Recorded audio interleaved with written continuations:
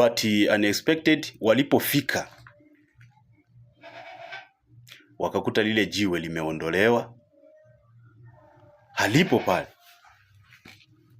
Wakashangaa, wakastaajabu. Kuingia watamkuta Yesu hayupo. But suddenly malaika akawatokea, akawaambia wala akina mama, msiogope. Najua mnamtafuta Yesu Mnazareti, naye amefufuka, hayupo hapa. Hivyo nendeni huko kwa amani, mkawaambie ndugu zake kwamba Yesu hayupo, amefufuka, naye amewatangulia Galilaya. Nataka nizungumze pointi moja hivi. Mimi na wewe tunajiuliza, hivi siku yangu mimi leo itakwendaje? Huu ugonjwa unaonitesa utatoka lini? Nitapona lini? Maisha yangu mbona ni magumu? My life is too bad.